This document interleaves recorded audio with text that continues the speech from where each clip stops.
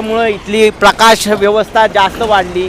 इथं जो अंधार पडत होता तो नष्ट झाला आणि त्याचबरोबर इथं हा रिफ्लेक्टर, इथं हा जो काही पोल लावला आहे त्याच्यावर त्यांनी 2 येलो आणि रेड ब्लिंकिंग लाईट लावून दिले.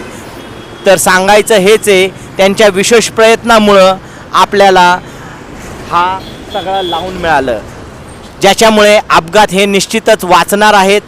आणि ह्या त्यांच्या विशेष प्रयत्नामुळं एखाद्याचा जीव वाचेल, एखाद्याचं होणारं गाडीचं नुकसान वाचेल आणि अपघाताला आळा घालण्यासाठी त्यांचं सहकार्य हे फार मोलाचं ठरेल.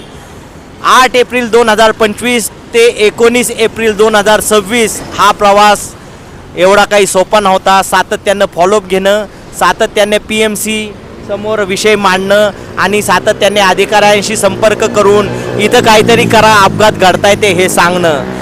पुन्हा एकदा सांगावं असं वाटतं, कारण का जो प्रामाणिक काम करतो त्याचं नाव घेणं, त्याच्या कामाची पोचपावती देण्यासारखं आहे. गिरीश धाबेवार साहेबांनी जे काही मनापासून प्रयत्न केले त्याच्यामुळं हे शक्य झालं. हा मोठाच्या मोठा स्ट्रीट लाईट लावून दिला त्यांनी आणि हे जे ब्लिंकिंग लाईटसाठी हा पोल उभा करून त्याच्यावर ब्लिंकिंग लाईट लावल्या.